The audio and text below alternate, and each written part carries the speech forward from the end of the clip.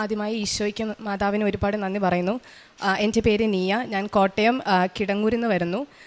ഞങ്ങൾ കൂട്ടുകാരാണ്. അപ്പോൾ നമ്മൾ ആദ്യമായി ഇവിടെ വന്ന് ഉടമ്പടി എടുക്കുന്നത് ഏപ്രിൽ 14 2023 അപ്പം ഞങ്ങൾക്ക് ഇത് ഉടമ്പടിയെക്കുറിച്ചോ മാതാവിനെക്കുറിച്ചോ കൃപാസനത്തിനെക്കുറിച്ചോ വലിയ അറിവില്ലായിരുന്നു. അപ്പം നമ്മൾ ആദ്യമായി മാതാവിനെക്കുറിച്ച് അറിയുന്നത് എൻ്റെ ഒരു ഫ്രണ്ടിൻ്റെ അമ്മ വഴിയാണ്. ഞങ്ങൾ ഉടമ്പടിയെക്കുറിച്ചും മാതാവിനെക്കുറിച്ചും അറിയുന്നത്. അങ്ങനെ നമ്മൾ ഒരു ദിവസം ഇവിടെ വന്ന് ഉടമ്പടി എടുത്തു. അത് ഞങ്ങൾ നേഴ്സിംഗ് പഠിച്ചുകൊണ്ടിരിക്കുന്ന BSc നേഴ്സിംഗ് പഠിച്ചുകൊണ്ടിരിക്കുന്ന വിദ്യാർത്ഥികളായിരുന്നു. ഞങ്ങൾ ഫസ്റ്റ് ഇയർ നഴ്സിംഗ് പഠിച്ചുകൊണ്ടിരുന്ന സമയത്താണ് ഞങ്ങളിവിടെ വന്ന് ആദ്യമായി ഉടമ്പടി എടുക്കുന്നത്. ഉടമ്പടി എടുത്തു. ഞങ്ങൾ കുറച്ച് കൂട്ടുകാരെല്ലാവരും കൂടെ വന്നാണ് ഇവിടെ ഉടമ്പടി എടുക്കുന്നത്. ഉടമ്പടി എടുത്തിട്ട് പോയി ഞങ്ങൾ കൂടുതലും നിയോഗം വെച്ചിരുന്നത് ഈ 4 വർഷവും സപ്ലി ഇല്ലാതെ ഞങ്ങളെ പാസ്സാക്കി അനുഗ്രഹിക്കണേ മാതാവേ എന്നായിരുന്നു ഞങ്ങളുടെ എല്ലാവരുടെയും നിയോഗം ആദ്യത്തേത്. കാരണം ഞങ്ങളുടെ കൂടെ തന്നെ ഇയർ ബാക്കുള്ളവരും അതുപോലെ തന്നെ ഒത്തിരി സപ്ലി ഉള്ളവരും ഒക്കെ ഉണ്ട്. അപ്പോൾ അവർ ബുദ്ധിമുട്ടുന്നത് നമ്മൾ കണ്ടിട്ടുണ്ട്. അപ്പോൾ അതുകൊണ്ട് തന്നെ ഞങ്ങൾ അതായിരുന്നു മെയിനായിട്ട് മാതാവിനോട് പറഞ്ഞിരുന്നത്. മാതാവേ, ഞങ്ങളെ 4 വർഷവും പാസ്സാക്കി അനുഗ്രഹിക്കണേ, ഒരു സപ്ലിമെൻ്ററി പോലും എഴുതേണ്ട ഇടവരുത്തരുതേ മാതാവേ എന്നായിരുന്നു നമ്മൾ പറഞ്ഞിരുന്നത്. അങ്ങനെ ഞങ്ങളിവിടെ വന്ന് ഉടമ്പടി എടുത്തിട്ട് പോയി. ഉടമ്പടി എടുത്തു. അങ്ങനെ 4 വർഷവും ഞങ്ങളെ എല്ലാ എക്സാമും എഴുതിക്കൊണ്ടിരുന്നത് ഇവിടുത്തെ എല്ലാ പേപ്പറിലും ഞങ്ങൾ എക്സാം എഴുതി കഴിഞ്ഞിട്ട് മാതാവിൻ്റെ ഉപ്പും അതുപോലെ തന്നെ തൈലവും ഞങ്ങൾ എല്ലാ പേപ്പറിലും കുരിശ് വരച്ച് എല്ലാ പേപ്പറിലും വിശ്വാസ പ്രമാണം ചൊല്ലിയാണ് ഞങ്ങൾ പേപ്പേഴ്സ് കൊടുത്തുകൊണ്ടിരുന്നത് ടീച്ചേഴ്സിന്. അങ്ങനെ ഞങ്ങളുടെ കയ്യിൽ മാതാവിൻ്റെ കാശുരൂപം ഉറക്കെ പിടിച്ചാണ് നമ്മൾ എക്സാം എഴുതിക്കൊണ്ടിരുന്നത്.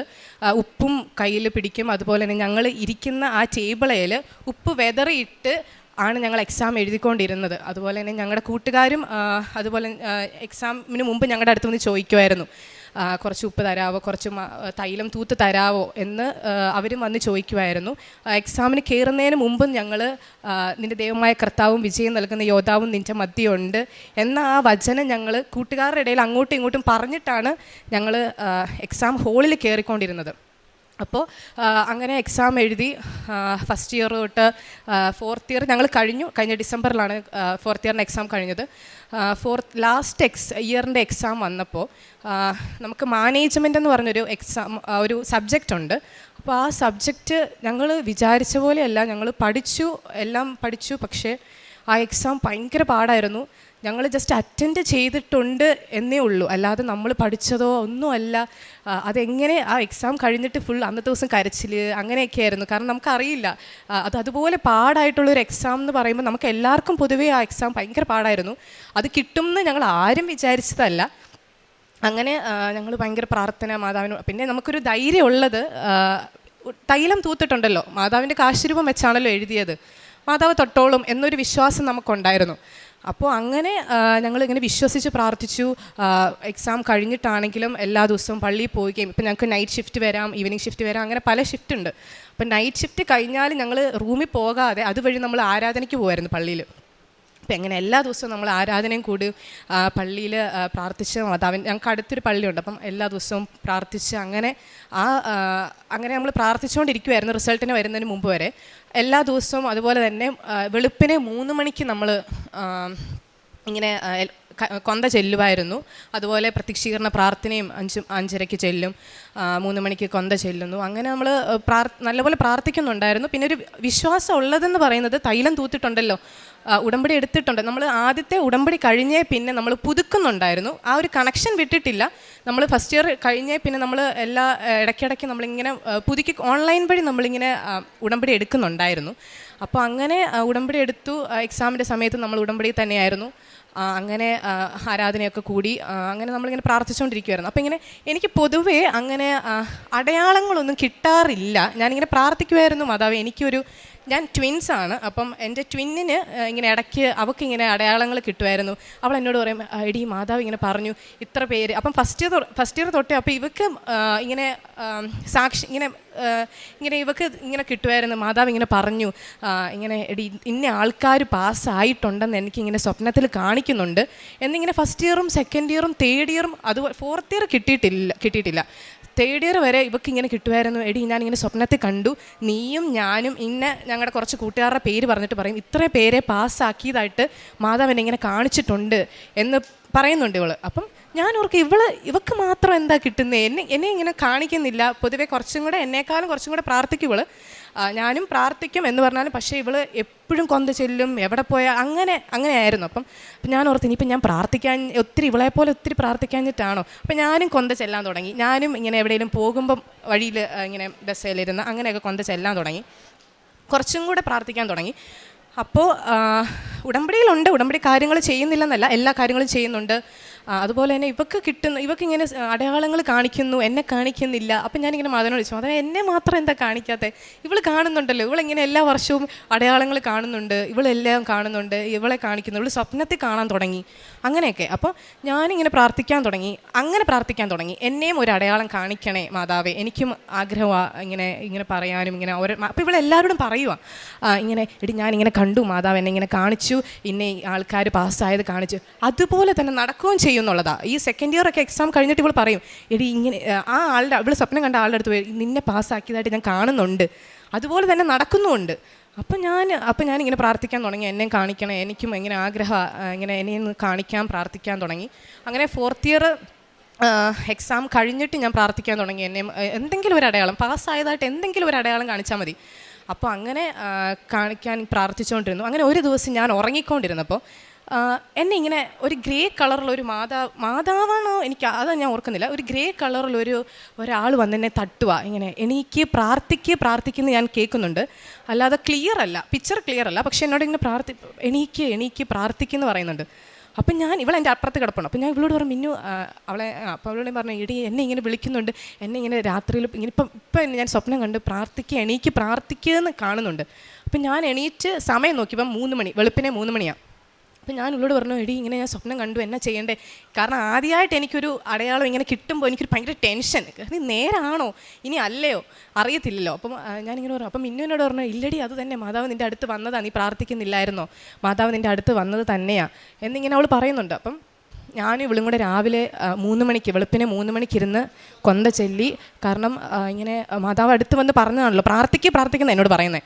അപ്പം ഞാനിങ്ങനെ 3 മണിക്കിങ്ങനെ അന്ന് രാവിലെ 3 മണിക്ക് കൊന്ത ചൊല്ലുകയും അതുപോലെ പ്രത്യക്ഷീകരണ പ്രാർത്ഥന ചൊല്ലുകയും വിശ്വാസ പ്രമാണം ചൊല്ലുകയും കുറേ നേരം കഴിഞ്ഞിട്ടാണ് ഉറങ്ങിയത്. അങ്ങനെ അത് കഴിഞ്ഞു. ഓക്കെ, അത് കഴിഞ്ഞിട്ട് ഞാൻ മാതാവിനോട് പറഞ്ഞു, മാതാവേ ഒത്തിരി സന്തോഷം, കാരണം എനിക്കിതുവരെ അങ്ങനെയൊന്നും കിട്ടിയിട്ടില്ല, ഇങ്ങനെ അടയാളങ്ങളൊന്നും എനിക്ക് പൊതുവേ കിട്ടിയിട്ടില്ല. അപ്പോൾ അന്ന് ഭയങ്കര സന്തോഷം. അത് കഴിഞ്ഞിട്ട് ഞാൻ മാതാവിനോട് പറഞ്ഞു, ഓക്കെ മാതാവ് എൻ്റെ അടുത്തുണ്ടെന്ന് എനിക്ക് മനസ്സിലായി, ഓക്കെ എന്നെ കൈവിട്ടിട്ടില്ല എന്നെനിക്ക് മനസ്സിലായിട്ടുണ്ട്, പക്ഷേ ഞാൻ പാസ്സാകുന്നതായിട്ട് ഞാൻ സ്വപ്നം ഒന്നും കണ്ടില്ലല്ലോ, അങ്ങനെ എന്നെ കാണിച്ചിട്ടില്ലല്ലോ, ഫോർത്ത് ഇയർ പാസ്സാകുന്നതായിട്ട് എന്നെ ഒന്ന് കാണിച്ചൂടെ എന്ന് ഞാനിങ്ങനെ പ്രാർത്ഥിക്കാൻ തുടങ്ങി. അത് കഴിഞ്ഞപ്പോഴത്തേക്കും അങ്ങനെ പ്രാർത്ഥിക്കാൻ തുടങ്ങിക്കഴിഞ്ഞ് ഒരു 2 ആഴ്ച ഞാൻ ഇത് തന്നെ പ്രാർത്ഥിച്ചുകൊണ്ടിരുന്നു, എന്തെങ്കിലും ഒരു അടയാളം കാണിക്കുക, പാസ്സായതായിട്ടൊന്ന് കാണിച്ചാൽ മതി. അത് കഴിഞ്ഞപ്പോൾ എന്നെ ഇങ്ങനെ കാണിച്ചു.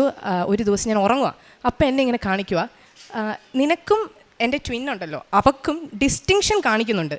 ഞാൻ ഡിസ്റ്റിങ്ഷൻ പ്രതീക്ഷിക്കുന്നേ ഇല്ല, ബിക്കോസ് ഫോർത്ത് ഇയറിൻ്റെ എക്സാം അതുപോലെ ടഫായിരുന്നു. എനിക്ക് മാനേജ്മെൻ്റ് എന്ന് പറയുന്ന സബ്ജക്റ്റ് ഞാൻ എന്താ എഴുതിയിരിക്കുന്നത് എനിക്ക് ഇപ്പോഴും അറിയത്തില്ല, അതിനകത്ത് എന്തോ ഞാൻ എഴുതിയിരിക്കുന്നതെന്ന്. എന്നിട്ട് ഞാൻ ഡിസ്റ്റിങ്ഷൻ കാണുന്നുണ്ട്. എന്നിട്ട് ഞാൻ എൻ്റെ ഒരു സീനിയറിനെ വിളിച്ച് പറയുക, ചേച്ചി ഞങ്ങൾക്കിങ്ങനെ ഡിസ്റ്റിങ്ഷൻ ഉണ്ട് ചേച്ചി, റിസൾട്ട് വന്നു, ഡിസ്റ്റിങ്ഷൻ ഉണ്ട്, എനിക്കറിയില്ല അതെങ്ങനെയാണ് കിട്ടിയതെന്ന്, കാരണം മാനേജ്മെൻറ്റ് പാടായിരുന്നു എന്ന് എനിക്കറിയാം. അപ്പോൾ ഡിസ്റ്റിങ്ഷൻ ഉണ്ട്, അറിയത്തില്ല, മാതാവായിട്ട് തന്നതാ, കൃപാസന മാതാവ് തന്നതാ എന്ന് ഞാനിങ്ങനെ ചേച്ചിയോട് പറയുന്നുണ്ട്. അപ്പം ഞാൻ അങ്ങനെ സ്വപ്നം കണ്ടു, പക്ഷെ ഞാനതങ്ങനെ അത്രയ്ക്ക്, കാരണം വിശ്വസിച്ചു കാണിച്ചു. ഞാൻ അവളോട് പറഞ്ഞു. അപ്പോൾ അവൾ പറഞ്ഞു, എടി ഇത് തന്നെ ആയിരിക്കും, കാരണം എല്ലാ വർഷവും എന്നെ അടയാളം കാണിക്കുന്ന എല്ലാം നടന്നിട്ടുണ്ട്, അപ്പോൾ നിന്നെയും കാണിച്ചതായിരിക്കും, അത് നടക്കുമെന്ന് എന്നോട് ഇങ്ങനെ പറഞ്ഞു. അത് കഴിഞ്ഞപ്പോഴത്തേക്കും ഞാൻ പറഞ്ഞു, ഓക്കെ നോക്കാം. പക്ഷെ ഞാൻ ആരോടും പറഞ്ഞിട്ടില്ല, കാരണം അറിയത്തില്ലല്ലോ എന്നുള്ള രീതിയിൽ വിശ്വാസമുണ്ട്, പക്ഷെ എനിക്കൊരു പേടി, ഇനി ആണോ. അത് ഞാനിങ്ങനെ മമ്മിയോട് പറഞ്ഞു, മമ്മി ഞാനിങ്ങനെ കണ്ടിട്ടുണ്ട്, അറിയത്തില്ല എന്ന് ഞാൻ പറഞ്ഞു. അങ്ങനെ റിസൾട്ട് വന്നു, നമുക്ക് ഫെബ്രുവരി റിസൾട്ട് വന്നു. റിസൾട്ട് നോക്കിയപ്പോൾ ഞങ്ങൾക്ക് 2 പേർക്കും ഡിസ്റ്റിങ്ഷൻ. അത് എനിക്കെങ്ങനെയാണെന്ന് എനിക്ക് ഇപ്പോഴും അറിയത്തില്ല, കാരണം നമ്മൾ സ്വപ്നം കാണുന്നു, ഡിസ്റ്റിങ്ഷൻ ഉണ്ടെന്ന് മാതാവ് പറയുന്നു, അതുപോലെ തന്നെ നടക്കുന്നു, എല്ലാം അതുപോലെ തന്നെ. എനിക്കത് ഭയങ്കര ഒരു അത്ഭുതമായിട്ട് തോന്നിയത്, കാരണം എനിക്കിതുവരെ അങ്ങനെ അടയാളങ്ങൾ കിട്ടിയിട്ടില്ല. അപ്പോഴെനിക്ക് മനസ്സിലായി, വിശ്വസിച്ച് പ്രാർത്ഥിച്ച എന്തായാലും അതിന് ഉത്തരം കിട്ടുമെന്ന് എനിക്ക് മനസ്സിലായി. കാരണം ഞാൻ അങ്ങനെ ഉടമ്പടി എടുക്കുന്നതിന് മുമ്പ് ഞാൻ പ്രാർത്ഥിക്കും എന്ന് പറഞ്ഞാൽ വലിയ വിശ്വാസിയോ വലിയ കാര്യമായിട്ട് പ്രാർത്ഥിക്കുമോ അങ്ങനെയൊന്നുമില്ല. വീട്ടിൽ കുരിശ് വരയ്ക്കും, സന്ധ്യാപ്രാർത്ഥനയൊക്കെ ചെയ്യും, എല്ലാ ദിവസവും പള്ളിയിൽ പോകുന്നുണ്ടായിരുന്നു, എല്ലാ ദിവസവും പള്ളിയിൽ പോകും, അങ്ങനെ ഒക്കെ ഉണ്ട്. പക്ഷേ അങ്ങനെ വലിയ കാര്യമായിട്ട് ഞാൻ തന്നെ ഇരുന്ന് പ്രാർത്ഥിക്കുമോ അങ്ങനെയൊന്നും ചെയ്തിട്ട് പൊതുവേ ഇല്ല. അപ്പം ഈ ഉടമ്പടി എടുത്തേ പിന്നെയാണ് ഞാനിങ്ങനെ തന്നെ പ്രാർത്ഥിക്കാൻ തുടങ്ങിയതും അതുപോലെ ഈശോയെക്കുറിച്ച് മറ്റുള്ളവർക്ക് പറഞ്ഞു കൊടുക്കാൻ തുടങ്ങിയതും. നേരത്തെ എനിക്ക് കുറച്ച് ചമ്മലൊക്കെ ഉണ്ടായിരുന്നു, ഇങ്ങനെ പറയാനും കാര്യങ്ങളൊക്കെ, ഇങ്ങനെ ഈശോ അങ്ങനെയാണ് ഇങ്ങനെയാണെന്നൊക്കെ പറയാൻ ഇച്ചിരി ചമ്മലുള്ള കൂട്ടത്തിലാണ് ഞാൻ. പക്ഷേ ഉടമ്പടി എടുത്തേ പിന്നെ മറ്റുള്ളവരുടെ മാതാവിനെക്കുറിച്ച് പറയാനും എനിക്ക് കിട്ടിയ അനുഗ്രഹങ്ങൾ കുറച്ചും കൂടെ അവരെ കൂടെ പറയാനും അതുപോലെ തന്നെ പ്രാർത്ഥിക്കുന്നതിനെക്കുറിച്ചുമൊക്കെ പറയുന്നതിന് എനിക്കങ്ങനെ മടി തോന്നിയിട്ടില്ല. അങ്ങനെ മറ്റുള്ളവരോട് പറയുമായിരുന്നു, അങ്ങനെ എല്ലാവരോടും അങ്ങനെ ഇങ്ങനെയൊക്കെ പറയും, മാതാവ് അങ്ങനെയാണ്, മാതാവ് ഇങ്ങനെയാണ്, ഇങ്ങനെ കൃപാസനം എന്ന് പറയുന്നത് അറിയാൻ മേലാത്തവർക്കും പറയുമായിരുന്നു. ഇങ്ങനെ കൃപാസനം എന്ന് പറഞ്ഞൊരു പള്ളിയുണ്ട്, അവിടെ ഇങ്ങനെ മാതാവുണ്ട്, എല്ലാ കാര്യങ്ങളും മാതാവ് നമുക്ക് എന്ത് വേണമെങ്കിലും മാതാവിനോട് വിശ്വസിച്ച് പ്രാർത്ഥിച്ചാൽ നടത്തി തരും എന്ന് ഞാനിങ്ങനെ പറയുന്നുണ്ടായിരുന്നു. അപ്പോൾ അങ്ങനെ ഓരോന്നിങ്ങനെ പറയും, മാതാവിൻ്റെ കാര്യങ്ങളൊക്കെ എല്ലാവരോടും പറയുമായിരുന്നു. അങ്ങനെ ഞങ്ങൾ വഴി കുറേ പേര് ഇവിടെ വന്ന് ഉടമ്പടി എടുത്തിട്ടുണ്ട്. അതുപോലെ തന്നെ അവർ ഉടമ്പടി എടുത്തത് മാത്രമല്ല, എക്സാമിന് മുമ്പായിട്ടും ഞങ്ങളുടെ കൂടെ ഒരു ബെന്തിക്കോസ് വെച്ചിട്ടുണ്ടായിരുന്നു. അപ്പം അവൾ ഞാനങ്ങനെ ഇങ്ങനെ മാതാവിനെക്കുറിച്ച് പറയുന്നത് ഞാനങ്ങനെ പറയും, ഇവരോടും പറയും, എല്ലാവരോടും പറയുന്ന കൂട്ടത്തിൽ ഞാൻ ഇവളോടും പറയുമായിരുന്നു. പക്ഷേ ഇവൾ അങ്ങനെ വിശ്വസിക്കുമെന്നൊരു എനിക്ക്, കാരണം ഇവരുടെ ആ ഒരു സഭയിൽ അത് ഇല്ലാത്തതുകൊണ്ട് ഞാനങ്ങനെ വിശ്വസിക്കുമെന്ന് ഞാൻ പറഞ്ഞു നോക്കുമായിരുന്നു. അങ്ങനെ ഇവൾ എക്സാം കഴിഞ്ഞിട്ടും അതുപോലെ തന്നെ റിസൾട്ടിൻ്റെ സമയത്തും ഒക്കെ ഇവൾ ഞങ്ങളുടെ അടുത്ത് വന്നിങ്ങനെ പറയുമായിരുന്നു, എടി മാതാവിനോടൊന്ന് പറയാവോ, എനിക്ക് ആ തൈലം ഒന്ന് തൂത്ത് തരാവോ, കുരിശ് വരച്ച് തരാവോ, നെറ്റിയേൽ ഉപ്പ്, ഇവിടുത്തെ ഉപ്പ് എനിക്കൊന്ന് തരാവോ, എക്സാം ഹോളിൽ കയറുന്നതിന് മുമ്പ് ഇവൾ ഞങ്ങളുടെ അടുത്ത് വന്ന് ചോദിക്കുമായിരുന്നു. കാരണം ഇവളോട് പറഞ്ഞ് ഇവൾക്ക് ആ ഒരു വിശ്വാസം, മാതാവിനോടുള്ളൊരു വിശ്വാസം വളർന്നു. അങ്ങനെ ഞങ്ങളുടെ അടുത്ത് വന്ന് ചോദിക്കും, അങ്ങനെ ഇവളോടും പറയും. ഇപ്പോഴും ഞങ്ങളെ വിളിക്കുമ്പോൾ അവൾ പറയും, മാതാവ് ഉള്ളതുകൊണ്ട് മാത്രം പാസ്സായത് എന്ന് അവൾ എന്നോട് ഇങ്ങോട്ട് പറയുക, എടി ഞാൻ പാസ്സായത് മാതാവിനോട് പ്രാർത്ഥിച്ചിട്ടാ എന്ന്. അപ്പോൾ അങ്ങനെ കുറച്ചും കൂടെ മാതാവിനോട് അടുക്കുവാനും, അതുപോലെ 2 ആഴ്ച കൂടെ നമ്മൾ കുമ്പസാരിക്കുമായിരുന്നു ഉടമ്പടി എടുത്തേ പിന്നെ. എല്ലാ ദിവസവും കുർബാന കാണും. നമുക്ക് എല്ലാ ദിവസവും അവിടെ പോയി കുർബാന കാണാൻ പറ്റത്തില്ല, ഓൺലൈനായിട്ട് നമ്മൾ കാണുന്നുണ്ടായിരുന്നു. അങ്ങനെ ഇവിടുത്തെ അച്ഛൻ്റെ ടോക്ക് കേൾക്കുമായിരുന്നു. അങ്ങനെ എല്ലാം കേൾക്കുന്നുണ്ട്, നല്ല രീതിയിലാണ് ഉടമ്പടി പൊയ്ക്കൊണ്ടിരുന്നത്. ഇതാണ് എൻ്റെ ആദ്യത്തെ സാക്ഷ്യം. രണ്ടാമത്തെന്ന് പറഞ്ഞു കഴിഞ്ഞാൽ എൻ്റെ ചെവിയിൽ ഇങ്ങനെ ഒരു ചെറിയൊരു അലർജി പോലെ വന്നു. അപ്പം അതിന് എനിക്ക് കുറച്ച് ഇച്ചിങ്ങും വേദനയും കാര്യങ്ങളൊക്കെ ഉണ്ടായിരുന്നു. അപ്പം നമ്മൾ മമ്മി എന്നോട് വീട്ടിൽ പറഞ്ഞു, ഓക്കെ ഹോസ്പിറ്റലിൽ കൊണ്ട് കാണിക്കുക, ഇത് കുറഞ്ഞില്ലെങ്കിൽ എന്ത് ചെയ്യും എന്നുള്ള രീതിയിൽ.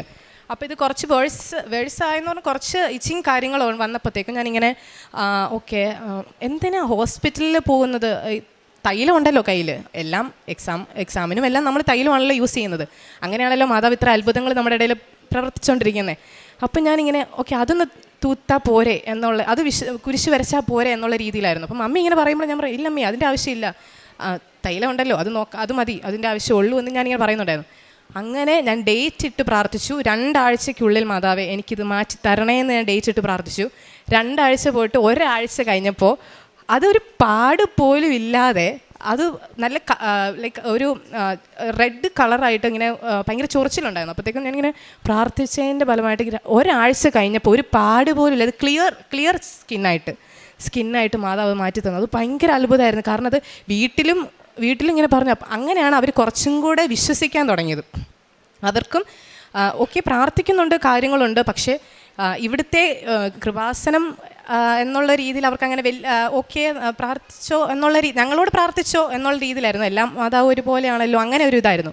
പക്ഷേ ഞങ്ങൾ പറഞ്ഞ് ഞങ്ങൾക്ക് കിട്ടിയ അനുഗ്രഹങ്ങൾ ഇവർ കാണാൻ തുടങ്ങിയ പിന്നെ ഇവർക്കും കുറച്ചും കൂടെ ഇവരും ബിലീവ് ചെയ്യാൻ തുടങ്ങി.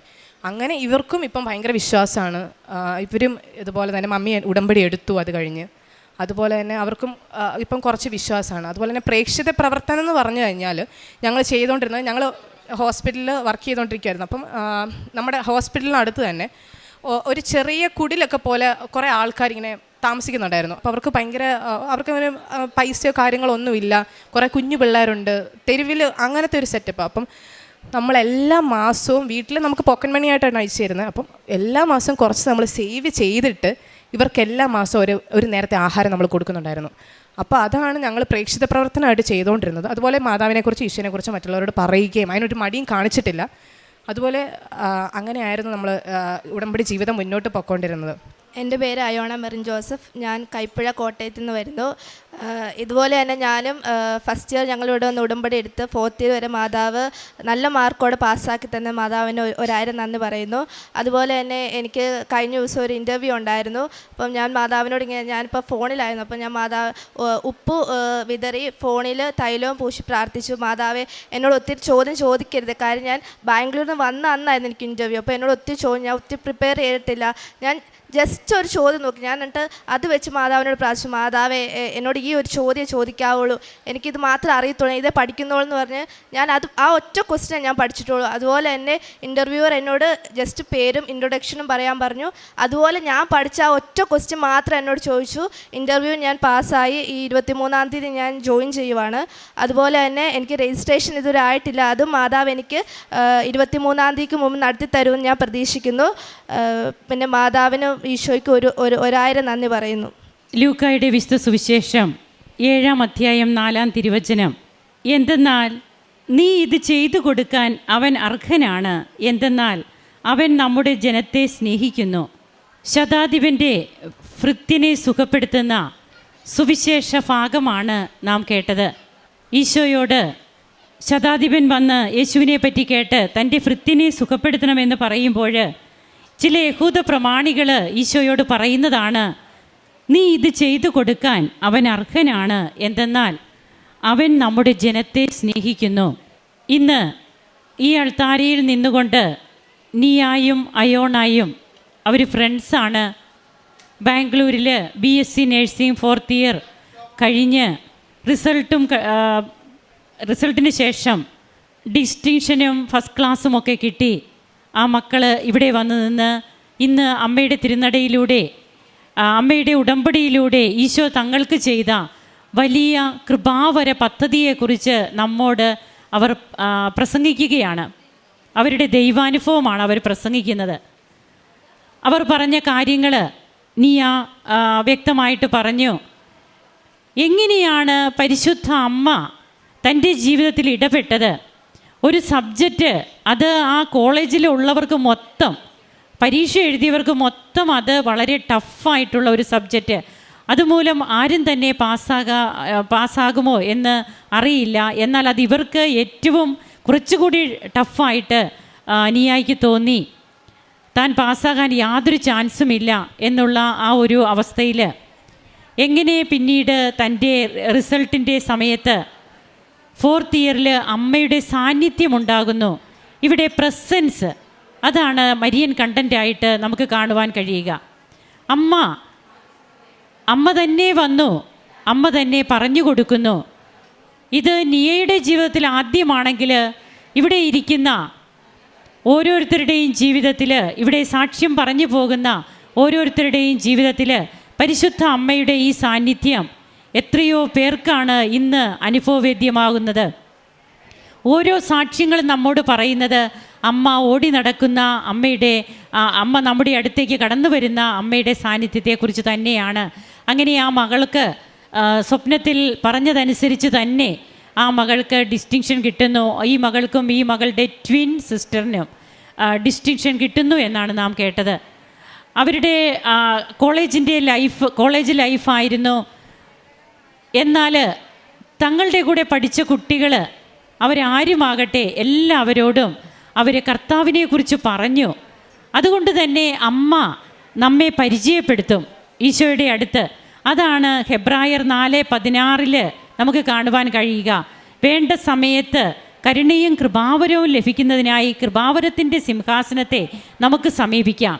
ഈ സിംഹാസനത്തിൽ നമ്മെ പരിചയപ്പെടുത്തുന്ന ഒരു വ്യക്തിയുണ്ട് കർത്താവിൻ്റെ അടുത്ത്. ആ വ്യക്തിയാണ് പരിശുദ്ധ ദൈവമാതാവ്. മകനെ അവർക്ക് വീഞ്ഞില്ല എന്ന് പറഞ്ഞ അമ്മ, അതുപോലെ ഓരോ മക്കളുടെയും കാര്യത്തിൽ അമ്മ പരിചയപ്പെടുത്തിക്കൊണ്ടിരിക്കും. നീ ഇതവർക്ക് ചെയ്തു കൊടുക്കണം. അപ്പോൾ ഭൃത്യൻ്റെ കാര്യത്തിൽ യഹൂദ പ്രമാണികൾ പറഞ്ഞു, ഇതിനവൻ അർഹനാണ്, അവൻ നമ്മുടെ ജനത്തെ സ്നേഹിക്കുന്നു. ഈ ജനത്തെ സ്നേഹിക്കുന്നവരാണ് കർത്താവിനെ മറ്റുള്ളവർക്ക് പറഞ്ഞു കൊടുക്കുക. ഈ കുഞ്ഞുങ്ങൾ പറഞ്ഞു, ഞങ്ങൾ ഈശോയെക്കുറിച്ച് പറഞ്ഞുകൊണ്ടിരുന്നു, കൃപാസന പത്രം ഞങ്ങൾ കൊടുത്തു, അതുപോലെ നേർച്ച വസ്തുക്കൾ മറ്റുള്ളവർക്ക് ഞങ്ങൾ കൊടുത്ത് അവർക്ക് വേണ്ടി ഞങ്ങൾ പ്രാർത്ഥിച്ചു. പഠിക്കുവാൻ ഒത്തിരിയേറെ ബുദ്ധിമുട്ടുള്ള കുഞ്ഞുങ്ങൾക്ക് ഞങ്ങൾ അങ്ങനെയുള്ള സഹായങ്ങൾ ഞങ്ങൾ ചെയ്തു. അവരും കൂടി അവസാനം വന്ന് പറഞ്ഞു, എടി മാതാവ് ഉള്ളത് കൊണ്ട് തന്നെയാണ് പരീക്ഷയിൽ പാസ്സായതെന്ന്. അപ്പോഴവിടെയൊക്കെ അവർ വിളമ്പിക്കൊടുത്തത് കർത്താവിനെയാണ്. അതുകൊണ്ട് തന്നെ അമ്മ പ്രത്യക്ഷപ്പെടാൻ, അമ്മ വന്ന് സംസാരിക്കാൻ ഇടയായി. ബഹുമാനപ്പെട്ട VP ജോസഫ് അച്ഛൻ്റെ ജീവിതത്തിൽ അച്ഛൻ്റെ 1984 മുതൽ അച്ഛൻ്റെ ശുശ്രൂഷകൾ ആരംഭിക്കുന്ന ആ ഒരു സമയം മുതൽ അച്ഛൻ ചെയ്ത ഓരോ ത്യാഗപൂർണമായ പ്രവൃത്തികളാണ് പരിശുദ്ധ അമ്മ ഈ അൾത്താരയിൽ പ്രത്യക്ഷപ്പെടാൻ ഇടയായത്. അച്ഛൻ്റെ തെദേവും എന്ന പുസ്തകത്തിലെല്ലാം നമുക്കിതെല്ലാം കാണാൻ കഴിയും. അപ്പോൾ പ്രിയപ്പെട്ടവരെ, ഇന്ന് ഈ കുഞ്ഞുങ്ങൾ, യുവതികളായ ഈ മക്കൾ, ഇവരിവരുടെ ജീവിതത്തിൽ ഒരിക്കലും മറക്കില്ല ദൈവം തങ്ങളെ തൊട്ട അനുഭവം. തങ്ങൾക്ക് ഈ അമ്മ എങ്ങനെയാണ് തങ്ങളുടെ ജീവിതത്തിൽ ഈശോയെ കൊണ്ടുവന്ന് തന്നത് എന്നത് ഇവർ മറക്കില്ല. 2 ആഴ്ചയിൽ കുമ്പസാരം യുവതികളാണ്. പിന്നെ ഒരു കാര്യമുണ്ട്, ഓൺലൈൻ നാം കുർബാനയല്ല നാം കൂടേണ്ടത്. ഇവർ ഹോസ്റ്റലിലായിരുന്നത് കൊണ്ട് ഇവരത് ചെയ്തു. അപ്പോഴാരും വിചാരിക്കരുത് ഓൺലൈൻ കുർബാന കൂടിയാൽ മതിയെന്ന്. അതല്ല നാം ചെയ്യേണ്ടത്. നാം വിശുദ്ധ കുർബാനയിൽ പങ്കെടുക്കുകയാണ് വേണ്ടത്. അപ്പോൾ ഇവരതിനു പോലും ആ ഹോസ്റ്റലിൻ്റെ തിരക്കിനിടയിലും പഠനത്തിൻ്റെ തിരക്കിനിടയിലും ഇവർ സമയം കണ്ടെത്തി. എന്നാൽ 2 ആഴ്ചയിലെ കുമ്പസാരം, അതുപോലെ മറ്റ് കാരുണ്യ പ്രവർത്തനങ്ങൾ ചെയ്യാനുള്ള സന്നദ്ധത, ഇതെല്ലാം ഇവർ ചെയ്തു. അങ്ങനെ തങ്ങളുടെ ജീവിതത്തിൽ ഏറ്റവും നല്ല റിസൾട്ടും വാങ്ങിച്ചുകൊണ്ട് ഇന്ന് അമ്മയുടെ തിരുനടയിൽ നിന്ന് ഈ മക്കൾ നന്ദി പറയുമ്പോൾ നമുക്കും ദൈവത്തെ മഹത്വപ്പെടുത്താൻ കരങ്ങളടിച്ച് ഈശോയ്ക്കും അമ്മയ്ക്കും നന്ദി പറയാം. യേശുവേ നന്ദി, യേശുവേ സ്തുതി, യേശുവേ ആരാധന. അത്യപൂർവ ദൈവാനുഭവങ്ങൾ ഇനി നിങ്ങൾക്കും സ്വന്തം. ഈ യൂട്യൂബ് ചാനൽ ഇതുവരെ സബ്സ്ക്രൈബ് ചെയ്തിട്ടില്ലെങ്കിൽ ഇപ്പോൾ തന്നെ സബ്സ്ക്രൈബ് ചെയ്യുക. ഈ വീഡിയോ ഇപ്പോൾ തന്നെ നിങ്ങളുടെ സുഹൃത്തുക്കൾക്ക് ഷെയർ ചെയ്തുകൊണ്ട് കർത്താവിൻ്റെ പ്രേക്ഷിതരാകുക.